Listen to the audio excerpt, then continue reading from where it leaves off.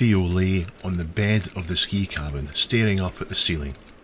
He didn't know what to do with his life.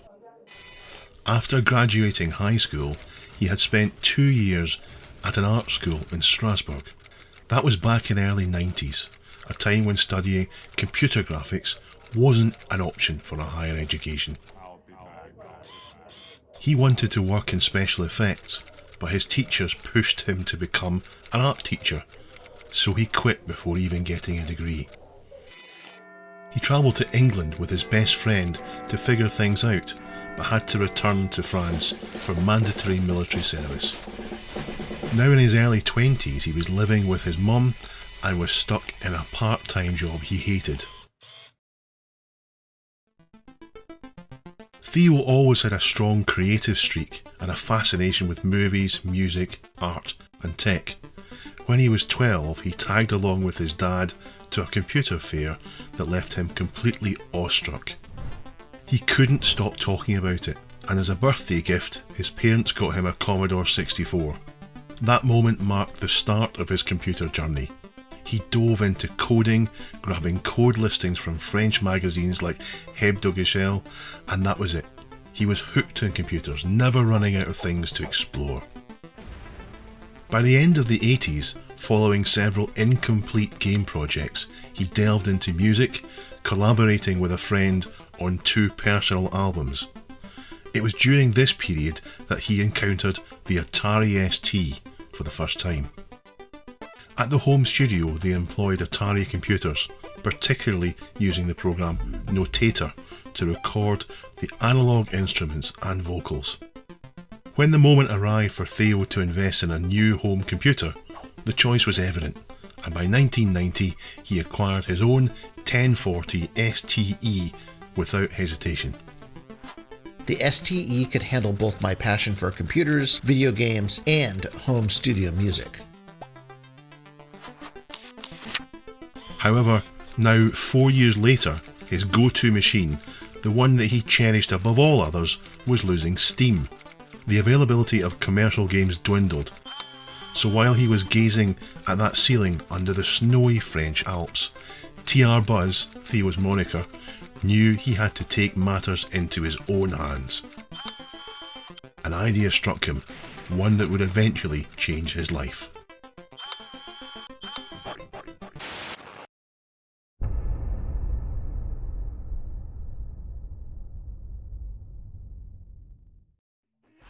In August 1992, Midway unveiled its notorious fighting game, Mortal Kombat.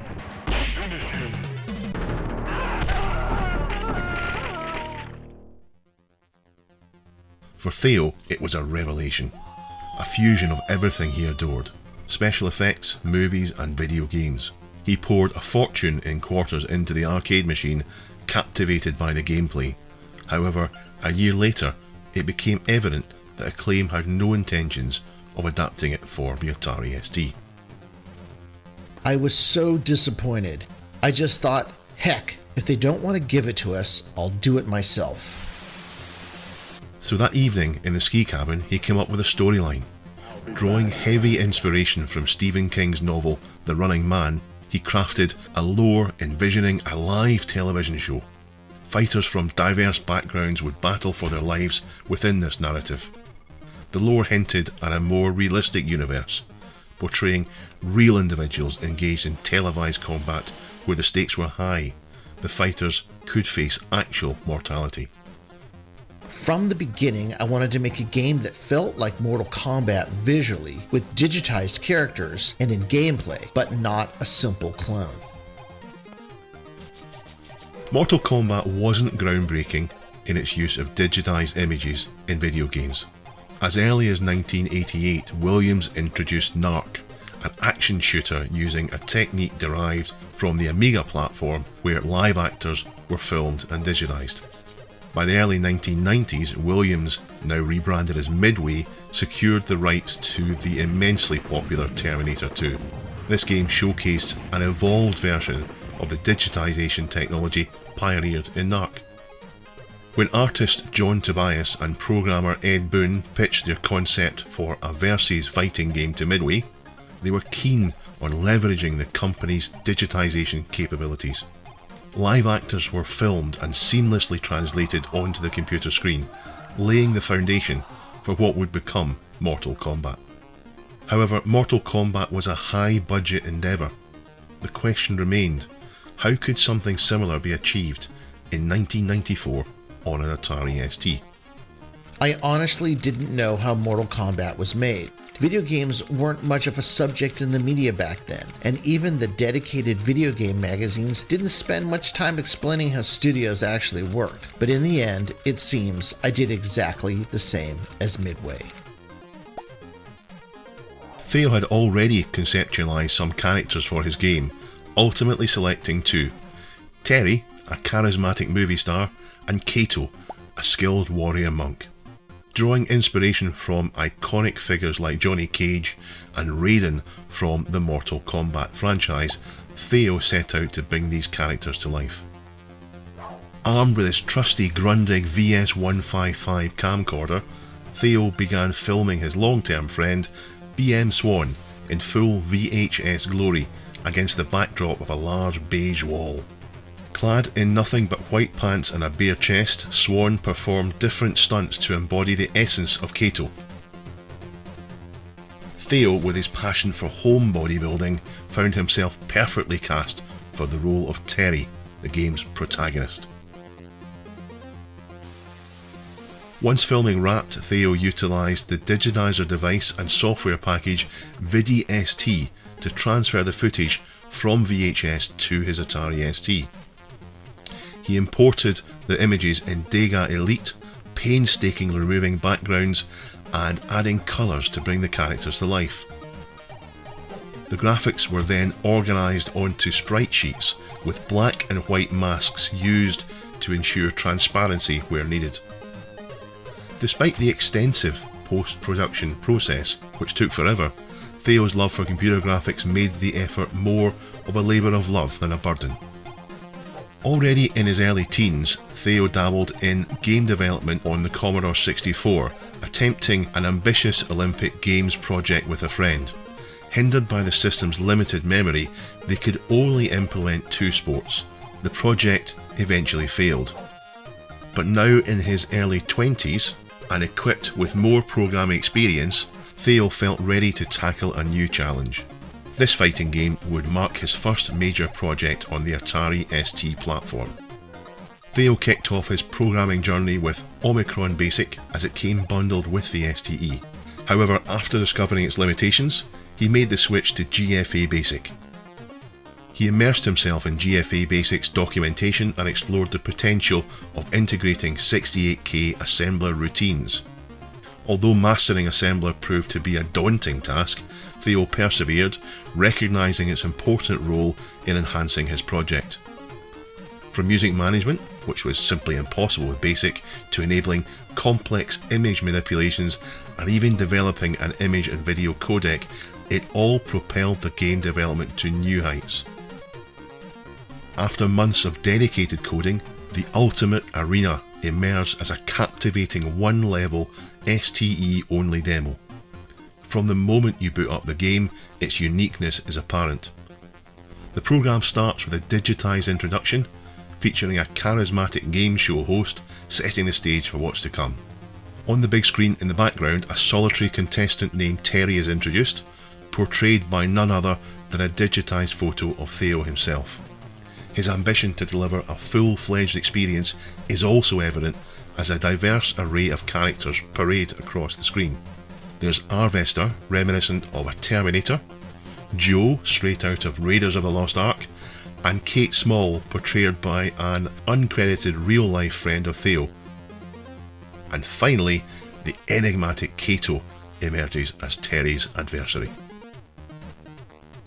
The 2 digital music tracks were composed by BM Swan himself using Notator and Theo's Roland keyboard, an instrument he bought a few years back with money earned as a job as a paperboy. The demo was distributed through IFA magazine, a reverse black and white order catalogue featuring all things PD and shareware in France. Players loved the bold features, the big digitized sprites of the combatants, and the beautiful backdrop of the volcano level, paying homage to Mortal Kombat's iconic pit stage. Crafted from a digitized image and polished in Dega Elite, it even boasted his own fatal cliffhanger. The digital SFX were also created in-house, and for the first time we had a versus fighting game with blood and lots of it. Additionally, the game's logo drew inspiration from Mortal Kombat and The Karate Kid, the latter being one of Theo's favourite movies at the time. It is a masking of one of Terry's digitized positions. However, one flaw lingered. Despite the fast-paced gameplay, the horizontal and vertical scrolling suffered from noticeable choppiness. ST Format took note of the demo in their review featured in issue 72 and awarded it a score of 58%. Theo received plenty of feedback, including suggestions for possible improvements. He reached out to gaming magazines for more exposure. French ST magazine expressed interest in promoting a full game, but Theo was already deep into optimising his engine. A new version of the existing demo was released, including a text screen teasing players with what the full game could offer. But little did they know that Theo's journey was far from over, with unforeseen challenges awaiting on the horizon.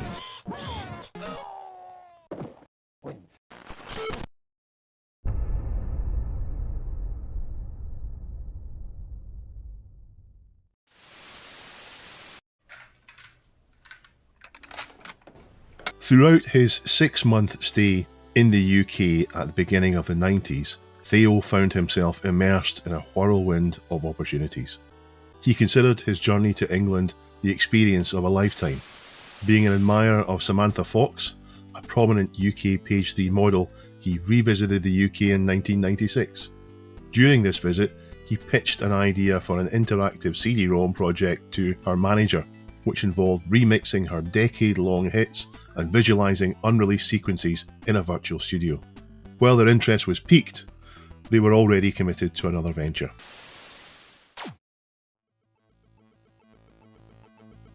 The full version of the Ultimate Arena required a comprehensive roster of playable characters, with Theo designing a total of 6 inspired by movies and pop culture. We've already discussed Terry, Kato, Harvester and Joe. Additionally, the female character Kate Small underwent a transformation into Serena, a katana lookalike that could have come straight out of a Jordan Mechner game, brandishing her Persian sword with pride. To complete the lineup, Sandy was introduced, immortalising the UK's pin-up legend Samantha Fox as a playable character. Each warrior boasted a unique set of 3 special moves. Terry wielded the ability to shoot fireballs from a distance, while Joe utilised his whip and cowboy hat to their fullest extent. Kato possessed the power of invisibility, while Serena had the capability to freeze-frame her opponent, among many others.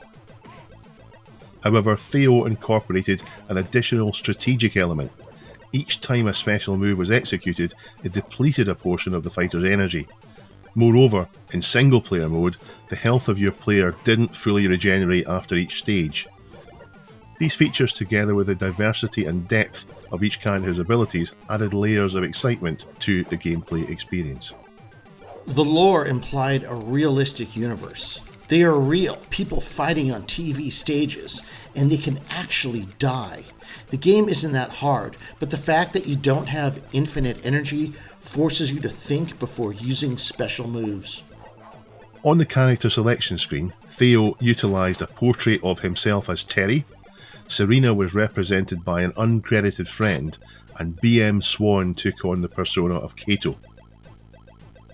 Close-up shots of Joe, Harvester and Sandy were created using edited movie screenshots. However, bringing these fighters to life during gameplay required new actors and stunt performers. To embody Joe and Harvester, BM Swan completely dressed up as Indiana Jones and the Terminator respectively. His girlfriend at the time, Kathy Klein, took on the role of Serena, while Theo's own mother, MT Banholzer, portrayed Sandy. Filming everything posed its challenges, but we had a lot of fun throughout the process. Creating Serena proved to be a bit more complicated since Kathy, the actress representing her, didn't live in our immediate vicinity. However, one character was still absent. Following the tradition of Mortal Kombat, the final stage featured a boss character. Hades, a floating alien entity, was entirely hand-drawn using Dega Elite and animated. No digitization was employed here. I originally didn't want Ultimate Arena to be a fantasy game, but more of an anticipation story, so all the characters had to be human apart from the final boss, which was designed to be a real challenge and a surprise. The full game boasted 5 distinct locations, each featuring backgrounds based on digital art and design using Dega Elite. While some stages paid homage to Mortal Kombat 2, others were original creations. However, all stages shared a common feature: the left and right edges were lethal. Theo incorporated this design element specifically to prevent players from getting trapped at the sides and succumbing to an endless pummeling, a frustration he experienced in Mortal Kombat. The game commences in the Ultimate Arena, a custom-designed level tailored for the game and a clear nod to The Running Man, where combatants engage within an electrified enclosure. The Volcano stage returned, now with enhanced graphics allowing players to knock opponents into molten lava. This level even included an advertisement for Daughters in Time, a game similar to Zelda that Theo was working on at the time. Unfortunately, it was never completed. Another notable background is the Heaven stage, a visually stunning homage to Mortal Kombat 2's Pit stage, complete with parallax scrolling effects. The Pool stage, featuring meat hooks and corpses, served as Theo's take on the acid pool level. Lastly, the Practice stage bore resemblance to Goro's lair in the original Mortal Kombat, but offered a unique twist. It was the only level where players could be knocked out of the ring without facing instant death.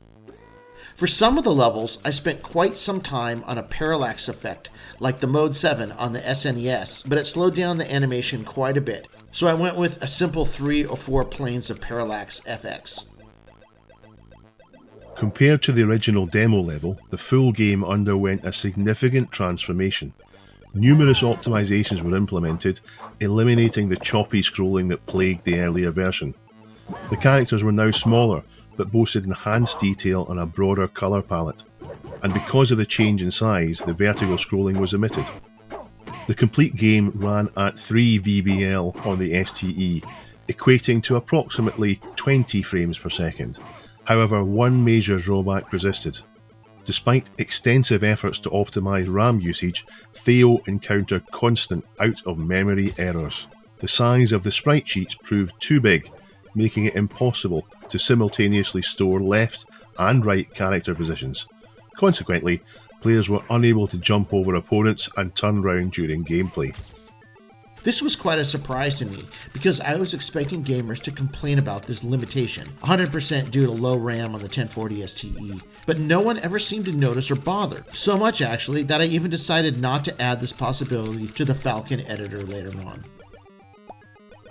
The final version spanned across 3 discs, with Theo going the extra mile by even incorporating a hard disk installer program. In an effort to conserve disk space, the intro from the demo was removed and replaced with a beefed up photograph of Theo portraying Terry. The intro and outro music was custom created for the game by Theo and BM Swan, while the sound effects were homemade. Additionally, the announcer's voice was Theo's own, digitally modified using freelance audio software. There were 2 modes of play: a single-player adventure where you could choose between Terry or Sandy and had to defeat all opponents to finish the game, or a 2-player training mode that allowed you to select one of the 6 characters. Furthermore, you had the option to disable blood and special moves if you preferred a less intensive experience. Lastly, a turbo mode similar to the one in Street Fighter II Turbo was also accessible. When the game was released at the beginning of 1995, Theo was 24 years old and extremely proud. The whole experience was amazing, from programming the game, shooting the stunts, designing the backgrounds and title screens, composing original music, to handcrafting the box and the user manual. The artwork of the box was airbrushed and then photographed and finally Xeroxed onto glossy A4 sheets. I also managed all the post and packaging from my room using scissors and adhesive tape. Despite its release at the end of the ST's lifespan, the Ultimate Arena enjoyed considerable success compared to larger titles available in gaming shops at the time. Theo's efforts even attracted the attention of a major German publisher who presented him with a contract for worldwide distribution. While the proposal was intriguing, it involved quadrupling the game's price. I have always thought the culture should be accessible to as many people as possible. Not necessarily free, but at least at the lowest price for those who do not necessarily have the means to pay for expensive cultural activities. I therefore refused their offer and continued to pack hundreds of boxes from my bedroom, and this for months if not years. The game garnered positive reviews in French magazines Start and ST magazine. Theo's efforts even convinced Britain's biggest selling ST magazine. They awarded it an 86% rating and praised it as a superbly presented and highly playable beat-em-up offering great value for the money. A new playable demo was also launched, this time showcasing two playable characters, Terry and Sandy, along with the Heaven stage. The release of the ST version still wasn't the end of Theo's beat-em-up adventure. Little did he realise, he had only just embarked on the journey towards creating one of the greatest games to ever grace Atari's flagship machine, the Falcon.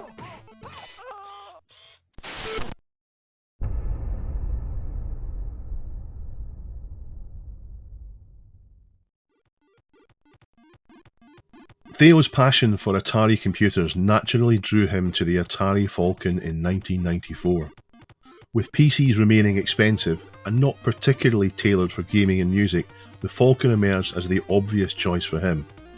While he took great pride in his achievement with the Ultimate Arena on the Atari ST, Theo couldn't shake off his growing frustration with the hardware constraints of the machine.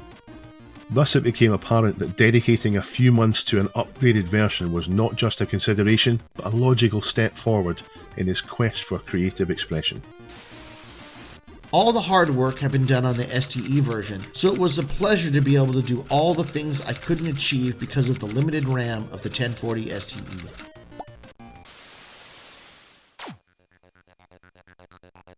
All the graphics were enhanced using the paint package True Paint, boasting richer colours and smoother gradients. But the surprises didn't end there. Two additional characters, Shadow and Skeleton, were concealed within the game.